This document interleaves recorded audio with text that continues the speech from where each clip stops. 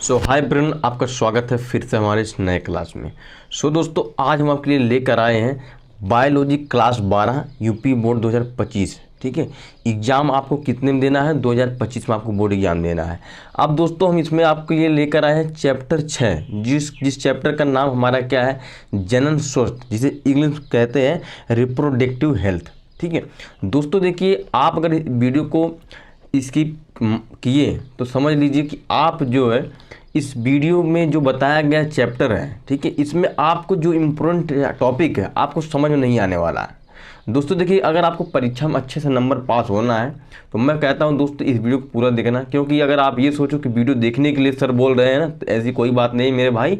आप लोग कोई वीडियो देखो या मत देखो, क्योंकि ये वीडियो आपको जरूर देखना पड़ेगा दोस्त, क्योंकि आपको क्या करना है, बोर्ड एग्जाम देना है और अच्छा नंबर लेकर आना है। ठीक है, इस वीडियो को पूरा देखना और आपको हर एक चीज़ समझ में आ जाएगा आज। ठीक है, कि परीक्षा में किस तरह हम पढ़कर जाएं, किस तरह हम याद करके जाएं, कौन सा क्वेश्चन हमें याद करना चाहिए, कौन सा क्वेश्चन नहीं याद करना चाहिए। ठीक है, और उसके बाद जो परीक्षा में सवाल आता है, जो परीक्षा में क्वेश्चन पूछा जाता है, वो किस तरह के आता है, कैसे आता है, तो सभी चीज़ें हम आज इस वीडियो में बताने वाले हैं। और इसमें हम आज आपको जनन स्वास्थ्य, जो चैप्टर का नाम है हमारा बायोलॉजी में, ठीक है, चैप्टर 6 जनरल सोच, इसका जो पूरा क्वेश्चन, इम्पोर्टेंट क्वेश्चन, बहुविकल्पी ऑब्जेक्टिव, मतलब 1 नंबर से लेकर 5 नंबर तक जितने भी क्वेश्चन आते हैं इम्पोर्टेंट क्वेश्चन, सभी इसमें हम हल करके बताने वाले हैं आपको। ठीक है, तो दोस्तों सबसे पहले हम आपसे यही कहेंगे, वीडियो को पूरा देखना और लास्ट तक बने रहिएगा।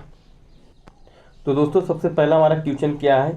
बहुविकल्पी है, जो कि हम इसको 1 नंबर में लिखते हैं। ठीक है, तो दोस्तों देखिए, सबसे पहले हम आपको ये आज बताएंगे कि जो हमारा बहुविकल्पी क्वेश्चन आता है, ऑब्जेक्टिव क्वेश्चन आता है, जिसे हम इंग्लिश में ऑब्जेक्टिव बोलते हैं। दोस्तों वीडियो पूरा देखना, तभी आपको समझ में आएगा मेरे दोस्त। ठीक है, सबसे मैं बार बार यही कह रहा हूँ। ठीक है, देखिए दोस्त, जो हमारा क्वेश्चन पेपर आता है, हमारे जो पेपर जो हम एग्जाम देते हैं, तो उसमें जो क्वेश्चन पेपर हमारा आता है, जो हम आपको दिखा रहे हैं, देखिए ये जो हमारा क्वेश्चन पेपर आता है, मान लीजिए तो 2000 कितने का, 2022 का है। ठीक है, सन 2022 का है, लेकिन जो हमारा क्वेश्चन पेपर आता है 2024 से 23 से आने लगा है, वो थोड़ा बड़ा साइज में आता है। ठीक है, जैसे कि आप देख सकते हैं यहाँ पर ये। ठीक है, तो ये हिंदी का पेपर है दोस्त, और ये हमारा कौन सा सन 2024 का, सॉरी 2023 का है। यहाँ पर देख सकते हैं कि 2023 का सामान्य हिंदी है। ठीक है, तो पेपर का साइज कुछ बड़ा आता है। अब हम आपको इसी में बताने वाले हैं। जैसे देखिए, मान लीजिए हिंदी है, अब हिंदी में नहीं, जितना भी सब्जेक्ट आपका है, हर एक सब्जेक्ट में जो हमारा क्या आता है, बहुविकल्पी, जो विकल्पी प्रश्न 1 नंबर का आता है, वो सिर्फ 10 क्वेश्चन देता है। ठीक है, और जैसे कि मैं आपको इसमें भी दिखा दिया हूँ, 10 क्वेश्चन आता है। यहाँ पर देखिए 1 2 3 4 5, ठीक, 5 इधर हो गया।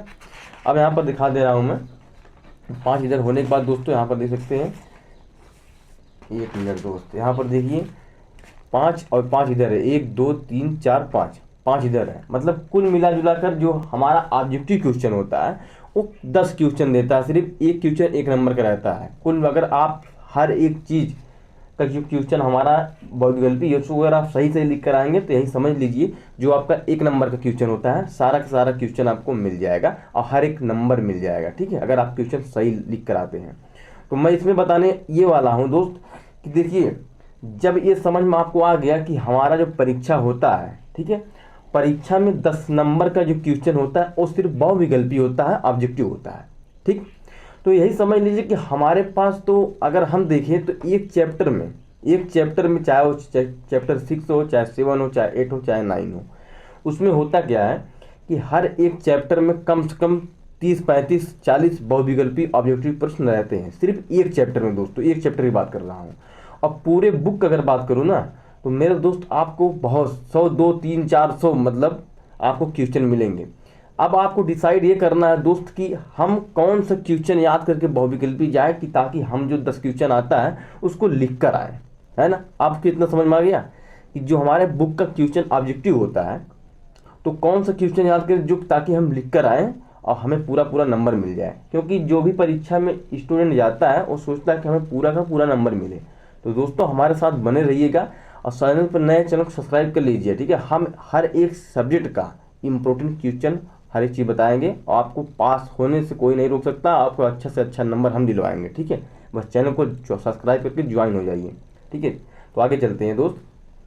तो हर एक सब्जेक्ट में दोस्तों क्या होता है, सारा सारा इम्पोर्टेंट जो क्वेश्चन होता है हर एक टॉपिक का, तो मैं दोस्तों ये बताना चाहता हूँ आपको। देखिए जो सबसे मेन इम्पोर्टेंट क्वेश्चन होता है जो ज़्यादा करके पूछता है, ठीक है, उसमें एक चैप्टर आप उठाइए, चाहे चैप्टर आपका 6 हो, चाहे 7 हो, चाहे 8 हो, ठीक है, उसमें से एक चैप्टर का जो इम्पोर्टेंट क्वेश्चन होता है मैं वही लेकर आता हूँ।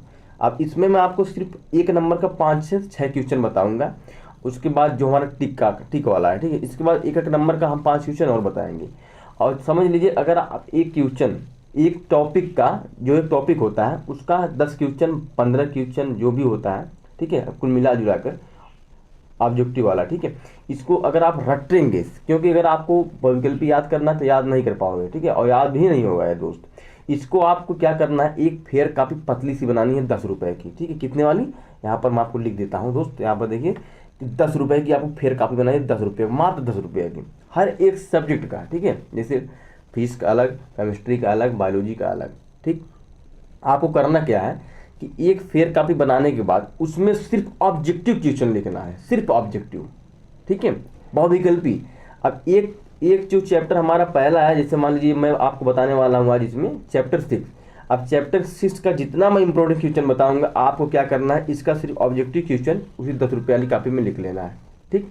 उसके बाद जब हम चैप्टर 7 का बताएंगे उसका भी क्या करना है, बहुविकल्पी प्रश्न जो होता है उसका भी आपको लिख लेना है। इसी तरह हर एक चैप्टर का जो ऑब्जेक्टिव क्वेश्चन 1 नंबर वाला है लिख लेना है। और हम बता दें आपका जो चैप्टर है लगभग 12-13 चैप्टर होगा, अगर 12-13 चैप्टर में से आपको 10 क्वेश्चन बताया जाएगा ऑब्जेक्टिव जो इम्पोर्टेंट क्वेश्चन होता है, ठीक है, तो आपको 10 में 100 क्वेश्चन हो जाएगा। 100 क्वेश्चन मान लीजिए, 120 क्वेश्चन मान लीजिए, ठीक है, 130 क्वेश्चन मान लीजिए हम 150 क्वेश्चन बता दीजिए आपको, 150 क्वेश्चन। इसी तरह आपको आएगा कि भारत में परिवार नियोजन कार्यक्रम प्रारंभ कब होगा, ठीक है, तो हर एक टॉपिक का 10 क्वेश्चन 12 क्वेश्चन जो भी हम आपको इम्पोर्टेंट क्वेश्चन बताएंगे जो ज़्यादा करके पूछा जाता है उसी को आपको 10 रुपये वाली कापी में लिख लेना है, ठीक है। जब आपका 100-150 क्वेश्चन हो जाए तो यही समझ लीजिए, जब आपका हर एक टॉपिक का 10 क्वेश्चन मिल जाए तो यही समझ लीजिए हमारा क्या हुआ, बहुविकल्पी तैयार है। बहुविकल्पी हमें अब इस सब्जेक्ट में हमें बहुविकल्पी प्रश्न कोई नहीं रोक सकता। अब इतना निश्चित है कि आपका जो 10 नंबर का क्वेश्चन आता है, ठीक है, वो आपका पूरा का पूरा मिल जाएगा क्योंकि आप पढ़े हो, याद किए हो। तो दोस्त एक चीज़ मैं आपको और बता दूं कि इसको याद करने की ज़रूरत नहीं है, इसको जब आप कॉपी में लिख लेंगे तो सिर्फ रट्टा मारना है। जब आप रट्टा मारेंगे ना तो आपसे अगर कोई पूछेगा तो आप बता तो नहीं पाओगे, मैं जानता हूँ ये भी कि आप बता नहीं पाओगे, लेकिन जैसे आपका रिजल्ट, जैसे आप परीक्षा देने जाएंगे और आपका जो परीक्षा पेपर में होता है और जैसे आपके सामने आएगा और तुरंत आप खोलेंगे ना तो तुरंत आप चिन्ह लगाएंगे, बस यार यही सही है कि मैं पढ़ा हूँ, रटता हूँ, याद किया हूँ, ठीक है। जैसे आप मान लीजिए यहाँ पर मैं आपको हिंदी बताता हूँ, ठीक है, जैसे आप पढ़ेंगे कि यहाँ पर देखिए, जैसे आप पढ़ेंगे प्रगतिवादी काव्य धारा के प्रमुख कवि कौन है, तो केदारनाथ अग्रवाल है, ये तो हिंदी है। तो इसी तरह अगर आप रटते रहेंगे हर एक सब्जेक्ट का इम्पोर्टेंट क्वेश्चन ना तो आप झम से टिक लगाएंगे और अपने काव्य में 75 नंबर डालकर तुरंत लिख देंगे और 1 नंबर तुरंत मिल जाएगा, ठीक है दोस्तों। ये आपका बढ़िया तरीका कौन सा याद करने का, ऑब्जेक्टिव क्वेश्चन जो हमारा 1 नंबर का आता है, तो सबसे बेस्ट तरीका बता दीजिए दोस्तों। तो इसीलिए कह रहे हैं चैनल सब्सक्राइब कर लीजिए, हम आगे लेकर आपको चलते रहेंगे, ठीक है। तो इतना आपको समझ में आ गया, तो क्या करना, 10 रुपये कापी लेना है और जो भी मैं बताऊँगा आपको बस उसी को आपको लिखना है और कहीं नहीं जाना है दोस्तों। ना आपको 500 रुपये 700 रुपये 800 रुपये देकर कोचिंग में ही एडमिशन लेना है, ना तो स्कूल में जो पढ़ाया जाएगा उसको पढ़िए और जो मैं ऑनलाइन पढ़ाता हूँ उसको पढ़िए। आप जो मतलब जो बच्चे जा रहे हैं 700 रुपये 800 रुपये कोचिंग दे रहे हैं ना, उसमें माँ बाप की फालतू पैसा खर्च कर रहे हैं मेरे दोस्त, क्योंकि इंटरनेट सेवा पे फ्री में ऑनलाइन फ्री पढ़ाया जा रहा है, बच्चों सिर्फ पढ़ नहीं रहे हैं, ठीक है। तो चलिए अब हम स्टार्ट करते हैं हमारा ये चैप्टर 6 का जनरल सोर्स का कौन सा 10 क्वेश्चन है जो कि हमें एग्जाम में अच्छे से अच्छा नंबर से आता है और याद करना चाहिए, ठीक है। तो चलिए ठीक है, इसको हम बताते हैं। यहाँ पर देखिए दोस्तों, सबसे पहला हमारा क्या है, बहुविकल्पी प्रश्न नंबर 1, ठीक है। इसमें हम क्या बताएंगे आपको, भारत में परिवार नियोजन का कार्यक्रम प्रारंभ कब हुआ, तो ये आपका बायोलॉजी है। तो आपसे क्या पूछा है, आपको देखिए दोस्तों मैं एक चीज़ और बता दूँ, इसी तरह आपका जो परीक्षा होगा, ठीक है, परीक्षा में जो पेपर मिलेगा इसी तरह आएगा और प्रश्न भी आपसे इसी तरह पूछेगा कि भारत में परिवार नियोजन कार्यक्रम प्रारंभ कब हुआ, ठीक है। लेकिन आपको लिखना इस तरह नहीं है, आपको 75 नंबर डालना है और चारों लिख कर एक का सही निशान लगा देना है, या तो आप इस तरह लिख सकते हैं या आपको 75 नंबर लिख कर जो सबसे सही है बस उसी को आप सही का निशान लगा दीजिए और लिख कर, ठीक है। ये तो आप एक लिखिए, चारों, ये तो आप एक लिख सकते हैं ये आप चारों लिखकर सही का निशान लगा सकते हैं। डिपेंड आपके ऊपर करता था आप क्या कैसे कैसे लिखना चाहते हैं, ठीक है। लेकिन अगर हम बताएं आपको बढ़िया तरीका, तो आपको प्रश्न उत्तर नंबर डालना है। जैसे प्रश्न यहाँ पे लिखा हुआ है, तो प्रश्न तो आपको लिखना नहीं है, ठीक है। तो सिर्फ कितना लिखना है, बहुविकल्पी प्रश्न लिखना है, ऊपर हेडिंग डाल के इसी पेन से, और क्या करना है, प्रश्न उत्तर नंबर लिखना है।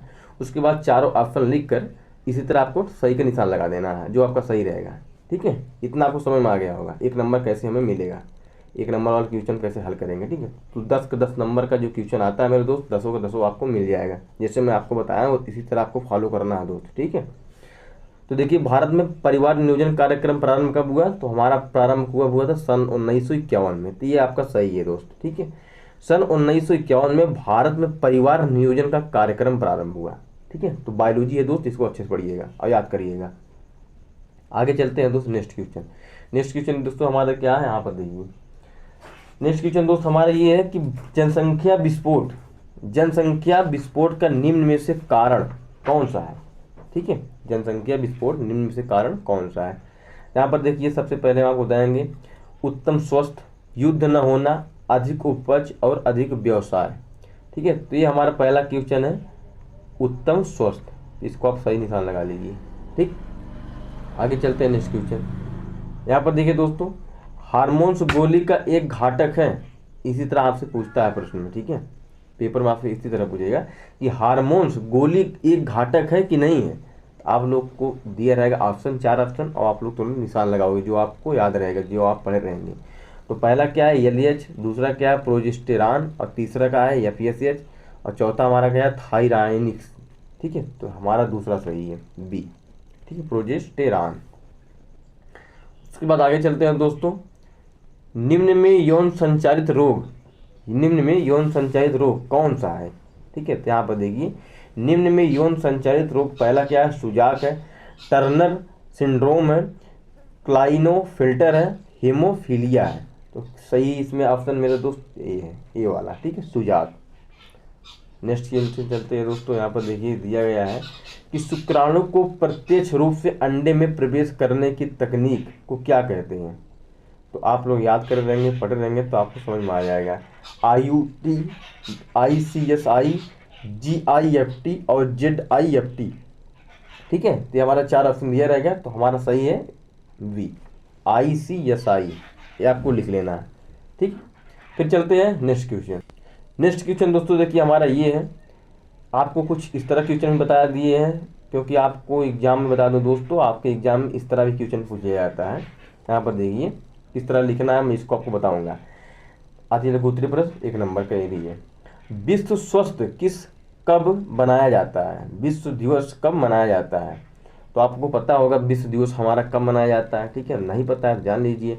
तो आप क्या करना पड़ेगा दोस्तों, देखिए विश्व दिवस कब मनाया जाता है, आपको तो लिखना नहीं है, क्योंकि आपका प्रश्न है, आपसे उत्तर पूछा है, क्योंकि आपको कॉपी में लिखना है उत्तर ही है ना। तो देखिए दोस्तों, पहले आपको डालना क्या है, प्रश्नोत्तर नंबर डालना है, अति लघु उत्तरीय प्रश्न अंक 1 लिखना है, उसके बाद प्रश्नोत्तर नंबर डालना है। लिखने का तरीका बता दे रहा हूँ दोस्तों, सीख लीजिए, क्योंकि आपको बस 6-7 महीने के बाद इसी तरह आपको लिखना पड़ेगा, ठीक है। उसके बाद आप क्या करना है, का खा जो भी आपका रहेगा इसमें लिखना पड़ेगा, ठीक है। फिर आगे चलते हैं। देखिए अब यहाँ पर आपको कुछ इस तरह आपको उत्तर देना पड़ेगा, क्योंकि प्रश्नोत्तर नंबर लिखने के बाद आपको कुछ इस तरह उत्तर देना पड़ेगा। आपको इसको पढ़ना पड़ेगा, समझना पड़ेगा और याद करना पड़ेगा दोस्तों, ठीक है। कि वैश्विक रूप से स्वास्थ्य के प्रति जागरूकता उत्पन्न करने के लिए प्रतिवर्ष 7 अप्रैल को विश्व स्वास्थ्य दिवस मनाया जाता है, ठीक है। बस इसी तरह आपको सिंपल लिख देना, आपको पूरा नंबर मिल जाएगा दोस्तों, ठीक है। तो काफ़ी इंपॉर्टेंट क्वेश्चन दोस्तों, इसको याद कर लीजिए। दूसरा क्या है, देखिए परिवार नियोजन की अस्थायी विधियाँ क्या है। प्रश्नोत्तर नंबर आपको इसी तरह डालना होगा, उसके बाद आपको फिर लिखना होगा यहाँ पर, महिला एवं पुरुष नसबंदी परिवार नियोजन की अस्थायी विधियाँ हैं, ठीक है। बस आपको इतना ही लिखना है, छोटा सा। उसके बाद आगे देखिए क्या है दूसरा क्वेश्चन, CDRI का पूरा नाम क्या है। आपसे पूछ सकता है दोस्त, ये वही क्वेश्चन है जो कि इम्पोर्टेंट है, मैं आपको पहले बता दिया, जो कि इम्पोर्टेंट है और हर साल पूछा जाता है दोस्त, ठीक है। किसी न किसी पेपर में आ जाएगा, ये समझ लीजिए, क्योंकि पेपर कोड अलग अलग होता है दोस्तों ना। यहाँ पर देखिए क्या पूछा है कि CDRI का पूरा नाम क्या है। तो CDRI का पूरा नाम केंद्रीय औषधि अनुसंधान संस्थान है, ठीक है, जिसे हम इंग्लिश कहते हैं सेंटर ड्यूरी रिसर्च इंस्टीट्यूट है, जो लखनऊ में उत्तर प्रदेश में स्थित है। लखनऊ के उत्तर प्रदेश में लखनऊ में स्थित है, ठीक है। बस आपको इतना लिखना है। CDRI का पूरा नाम क्या है तो मैं बता दिया आपको। संस्था, सी से संस्था हो जाएगा, CDR पूरा केंद्रीय औषधि अनुसंधान संस्थान, सेंट्रल ड्यूरी, ये हमारा सी हमारा क्या हो जाएगा सेंट्रल, डी से ड्यूरी, ठीक है, और R से रिसर्च, ठीक है, I से इंस्टीट्यूट। समझ में आ गया आपको। फिर आगे चलते हैं। किन्हीं 2 यौन संचरित रोग के नाम लिखिए। यहाँ पर देखिए आपसे पूछ लिया जाएगा किन्हीं 2 यौन संचरित रोगों के नाम लिखिए। तो किन्हीं 2 यौन संचरित रोगों का नाम दोस्तों मैं आपको बता दिया। यहाँ पर 2 या यौन संचरित रोग उपंदस एवं सुजाक है। कौन कौन सा?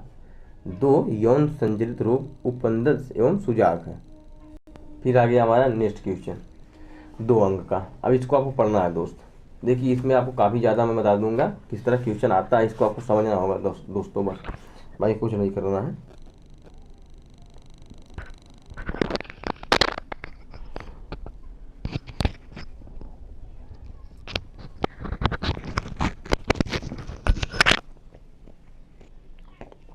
देखिए पहला क्या है, पहला परिवार नियोजन पर टिप्पणी कीजिए, ठीक है, परिवार नियोजन पर टिप्पणी कीजिए। यहाँ पर देखिए दोस्तों मैं आपको बता दूँ, बताया गया है कि लघु उत्तरी प्रश्न, पहले आपको लिखना होगा इस तरह की लघु उत्तरी प्रश्न। ओके, यहाँ पर लिखा है कि प्रश्न आपको इस तरह दिया जाएगा, परिवार नियोजन पर टिप्पणी कीजिए। ये आपको 2 नंबर में आ सकता है, 3 नंबर भी आ सकता है, ठीक है। तो फिर अथवा करके आपको दिया जाएगा प्रश्न, वही प्रश्न दिया जाएगा, क्योंकि उत्तर एक ही लिखना पड़ेगा, प्रश्न आपको 3 दे दिया जाएगा। इसमें आपको घबराने वाली बात नहीं है दोस्तों, ठीक है। फिर आपको प्रश्न दिया जाएगा कि मानव जनसंख्या नियंत्रण के लिए किन किन उपायों को उपयोग में लाया जाता है। फिर अथवा किया जाएगा, उसके बाद फिर आपको प्रश्न दे दिया जाएगा। यहाँ पर देखिए गर्भधारण निरोधक क्या मनुष्य के लिए 2 गर्भ निरोधक उपयोग का उल्लेख कीजिए। तो ये आपसे 3 नंबर या 2 नंबर में पूछ सकता है दोस्तों, तो इसको आपको बढ़िया से पढ़ना है। और प्रश्न में भी मैं आपको बता दिया कि अथवा करके आपको देगा, और आपको इसमें सिर्फ एक लिखना है बस। फिर आप लोग यहाँ डालना परिवार नियोजन, ठीक है।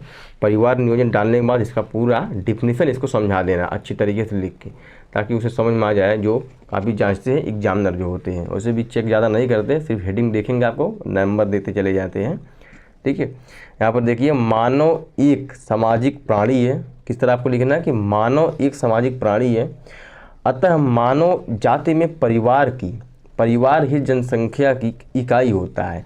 मानव जनसंख्या की वृद्धि को कम करने के लिए नियोजन तरीके से संतानोत्पत्ति की दर को कम करना परिवार नियोजन कहलाता है, ठीक है। तो यही आपका परिवार नियोजन आपको समझ आ गया होगा दोस्तों, क्या बताया गया इसमें और क्या होता है, ठीक है। तो संतान की दर की उत्पत्ति कम करने के लिए जो सुविधा उपलब्ध है उसी को हम परिवार नियोजन कहते हैं, जिसे हम कहते हैं फैमिली प्लानिंग, राइट। और इसको आप लोग एक बात और बता दूं दोस्त, इस हेडिंग को जैसे मैं आपको इंग्लिश में लिख कर बताया हूँ, फैमिली प्लानिंग मतलब परिवार नियोजन का मतलब होता है फैमिली प्लानिंग। आपको इस शब्द को भी याद करना है, इंग्लिश का वर्ड जो है, क्योंकि जब आप BA BSc करोगे, MSc करोगे, तब आपको दोस्तों ना ये सब सारा चीज़ इंग्लिश में बताया जाता है, राइट। तो आपको इसके साथ साथ इंग्लिश का भी वर्ड शब्द जो भी होता है आप याद करते साथ में चलिए, ठीक है। फिर आगे चलते हैं दोस्त। नेक्स्ट क्वेश्चन हमारा क्या है? नेक्स्ट क्वेश्चन देखिए दोस्तों हमारा क्या है, लघु उत्तरी प्रश्न, जो कि आपको 3 नंबर का है, ठीक। अब इसमें हम 2 नंबर का जो क्वेश्चन दोस्तों सिर्फ एक ही लेकर आया था, क्योंकि एक ही सारा इम्पोर्टेंट था, बहुत ज़्यादा इम्पोर्टेंट था एक ही क्वेश्चन, ठीक है। यहाँ पर चलिए हम आगे लेकर चलते हैं। IUD क्या है परिवार नियोजन में, यह किस प्रकार है, ठीक है। तो इसको आपको समझना है क्या है ये। देखिए दोस्तों सबसे पहले हम आपको बता दें, यहाँ पर नाम डालेंगे क्या, हार्मोन समोचक IUD क्या डालेंगे, IUD। उसके बाद यहाँ पर इंग्लिश का नाम इसका हार्मोन रिलीजन और IUDs, ठीक है। यहाँ पर आगे चलते हैं दोस्त। ये देखिए अब क्या है कि ये हार्मोन्स पर आधारित होती है, ये अंडा उत्सर्ग की क्रिया को रोकती है, वह गर्भाशय की आंतरिक भित्ति को रोपण के लिए मतलब इम्प्लीमेंटेशन के लिए अनुप्रयुक्त बनाती है। जैसे प्रोजेस्टेरोन, जिसे हम CNG-B आदि। ठीक है, आपको जैसे मैं आपको लिख कर आपको इस तरह 2 लाइन खींचना होगा, राइट। उसके बाद इस तरह जैसे प्रोजेस्टेरोन CNG-20। ठीक है, तो आपको इसको याद करना है, लिखना है, आपको 3 नंबर मिल जाएगा दोस्तों। फिर आगे चलते हैं, हमारा दूसरा क्वेश्चन क्या है। यहाँ पर देखिए, मनुष्य में यौन संबंधी रोग से क्या समझते हैं, किन्हीं 2 पर टिप्पणी लिखी। इस तरह आपसे प्रश्न पूछता है। ठीक है, मनुष्य में यौन संबंधी रोग से क्या समझते हैं, किन्हीं 2 पर टिप्पणी लिखी। जब आपको आता रहेगा दोस्त तभी आप लिख पाएंगे। ठीक है, यहाँ पर देखिए, यौन संचालित रोग, वे रोग, यहाँ पर देखिए, वे रोग जो संभोग के समय यौन संबंधों द्वारा एक व्यक्ति से दूसरे व्यक्ति में संचरित होते हैं, यौन संचालित रोग कहलाते हैं। इन्हें रजित रोग भी कहते हैं। इनका एक नाम, इस रोग का एक नाम और है जिसका नाम है रजित रोग। यहाँ पर हाईलाइट कर देना काली पेन से। ठीक है, ताकि एग्जामिनर जो होता है वो हाईलाइट जब रहेगा देखते ही ईमान समझ जाएगा कि यार लड़का सही लिखा है। उसके बाद आपका पढ़ेगा नहीं, उसके बाद नंबर दे देता है। ठीक है, तो रजित रोग आपका हाईलाइट करना है, राइट, जितना याद करना दोस्तों। फिर नेक्स्ट चलते हैं, क्वेश्चन हमारा क्या है। अब दोस्तों आपका यहाँ पर क्वेश्चन हमारा आ गया 5 नंबर का, जो कि सबसे ज़्यादा, जो अगर आ गया तो आ गया, वरना नहीं आएगा दोस्त, क्योंकि इसकी कोई गारंटी नहीं है। लेकिन मैं आपको बता दूं कि 5 नंबर में आपसे परीक्षा में पूछा जो जाता है वो सिर्फ 3 क्वेश्चन या 2 क्वेश्चन रहता है, बस 3 क्वेश्चन 4 क्वेश्चन, अगर बहुत ज़्यादा देगा 4 क्वेश्चन, क्योंकि 20 नंबर का नहीं आता दोस्त। अगर देगा तो 20 नंबर, अगर 4 क्वेश्चन दे देगा दोस्त 5-5 नंबर का ना, तो मैं बता दूं बहुत दिक्कत हो जाती है। ये दिक्कत इसलिए हो जाती है क्योंकि अगर आप 5 क्वेश्चन छोड़ दोगे या आप 5 क्वेश्चन सही नहीं लिख पाओगे, आपको नहीं आ रहा है, तो 10 नंबर तो मिल जाएगा अगर आप कुछ लिख कर आओगे, लेकिन 10 नंबर आपका छूट जाएगा। इसीलिए 2 क्वेश्चन या 3 क्वेश्चन देता है, बस 10 नंबर का देगा। बाकी आपको 70 नंबर में से 60 नंबर का सिर्फ 2 नंबर का, 3 नंबर का, 4 नंबर क्वेश्चन आता है। बाकी 5 नंबर का आपको सिर्फ 10 नंबर का दिया जाएगा। ठीक है, ताकि 70 नंबर आपको टोटल होता है। बाकी 30 नंबर आपका प्रोजेक्ट फाइल से मिलता है। ठीक है, तो 70 में से 5-5 नंबर का जो क्वेश्चन आता है वो सिर्फ 2 क्वेश्चन आता है। 10 नंबर आपका इधर क्लियर हो जाता है 5-5 क्वेश्चन का। ठीक है, 5-5 नंबर का जो क्वेश्चन होता है। बाकी जो 60 नंबर आपका रहता है, और 60 नंबर में हमारा सिर्फ 3 नंबर क्वेश्चन रहता है, 2 नंबर का रहता है, और 4 नंबर का रहता है, और 1 नंबर का रहता है। बस सब मिला जुला कर उसी में आते हैं।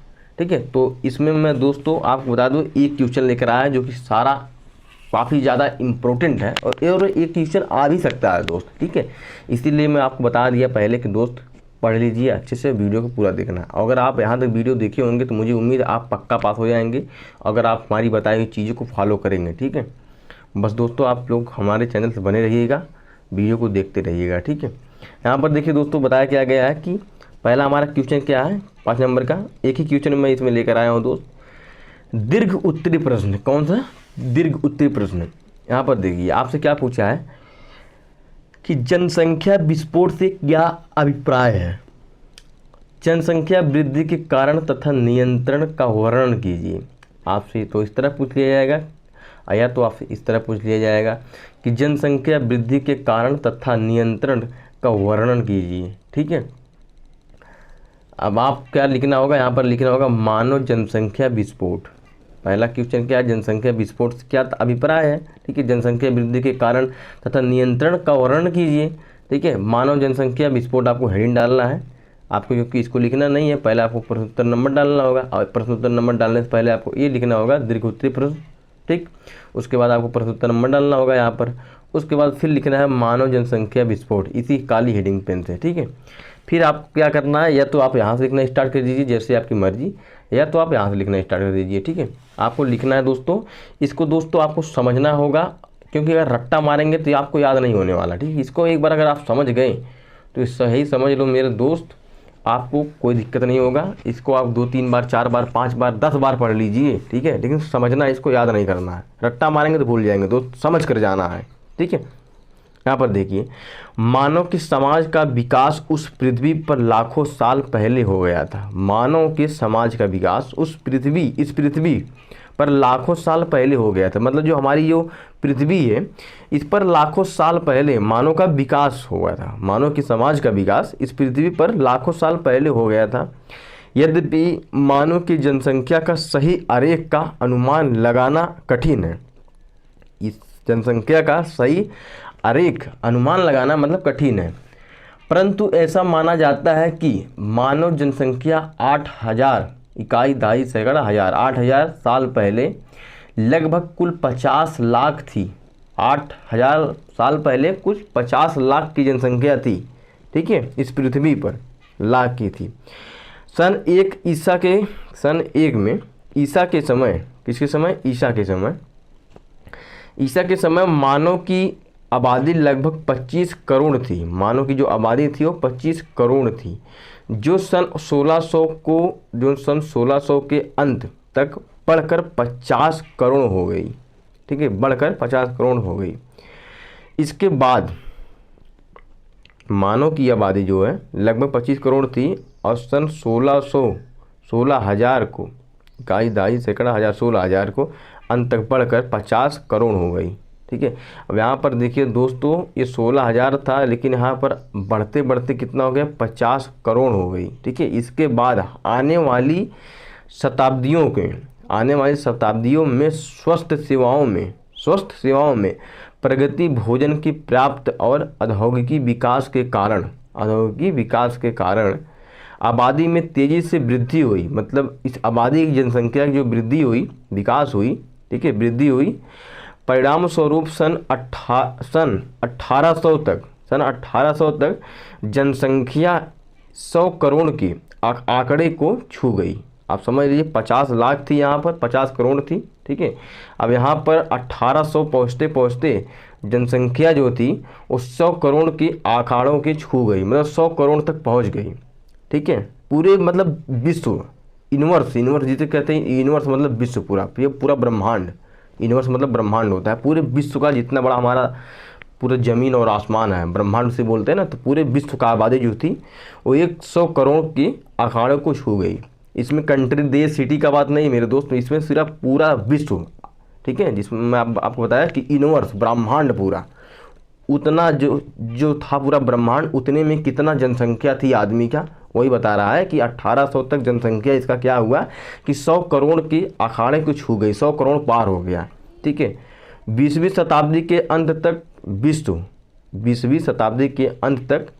दोस्तों यहाँ पर गलत हो गया, थोड़ा माफ़ करना, उसके लिए सॉरी दोस्तों। यहाँ पर देखिए दूसरी लाइन से स्टार्ट होता है, विश्व मानव आबादी 600 करोड़ बढ़ गई। जो हमारी मानव आबादी थी वो 600 करोड़ बढ़ गई दोस्तों, आप समझ लीजिए।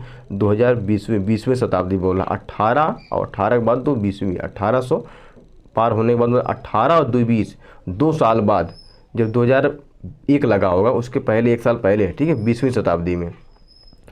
शताब्दी में क्या हुआ कि 600 करोड़ बढ़ गई। एक रिपोर्ट के अनुसार सन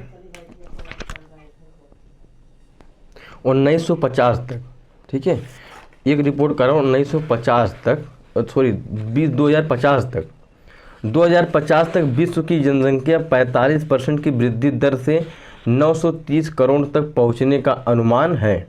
मतलब अब यहाँ पर ये समझा जाता सकता है दोस्तों कि जब हमारा 2025 आ जाएगा, ठीक है, 2025 आने के बाद 45%, इतना परसेंट, 45% की वृद्धि दर से 930 करोड़ तक पहुंचने का अनुमान लगाया है वैज्ञानिकों ने, ठीक है। 930 करोड़ की आबादी, मतलब जो हमारी जनसंख्या वृद्धि होगी मनुष्य की, वो 930 करोड़ तक पहुंच जाएगी, पूरे विश्व, पूरे ब्रह्मांड की 930 करोड़ तक, ठीक है, पहुंचने का अनुमान है।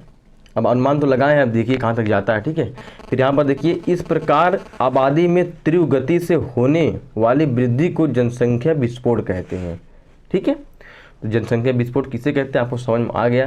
तो दोस्तों पूरा पढ़ना है आपको और समझना है। मैं आपको पहले बता दिया, इसको याद करने की ज़रूरत नहीं मेरे दोस्त, इसको बस याद करने का नहीं, इसको मेरे दोस्तों पढ़ने का तरीका होना चाहिए, ठीक है। आप अच्छे से समझिए और पढ़िए इसको बार, अगर आपको समझ में नहीं आए फिर आप दोबारा वीडियो देखिए दोस्तों, ठीक है।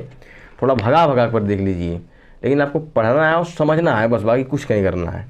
सो दोस्तों, अब यहाँ पर हम आपको बस यही सजेस्ट करना चाहते हैं कि अगर आप यहाँ तक वीडियो देखे हैं तो बहुत अच्छा मेरे दोस्त, क्योंकि आपको समझ में आ गया होगा पूरी तरह से, और नहीं समझ में आया फिर से आप लोग देख सकते हैं। और बस आपसे यही कहेंगे दोस्तों, चैनल पर नए हैं चैनल को सब्सक्राइब करना और एक प्यारा सा लाइक करना मेरे दोस्त, क्योंकि आपको जब एक लाइक आता है तो मैं मोटिवेट होता हूँ, ठीक है। और जब मैं मोटिवेट होता हूँ तो आपको बस यही समझ में आता है मेरे दोस्त मेरे को, कि आपको कितने अच्छे से मैं बता सकूँ, कितने अच्छे से पढ़ा सकूँ, ताकि आप लोग अच्छे से अच्छा नंबर परीक्षा में ला सकें, ठीक है। फिर मिलते हैं दोस्तों नेक्स्ट वीडियो में, तब तक के लिए धन्यवाद, जय हिंद।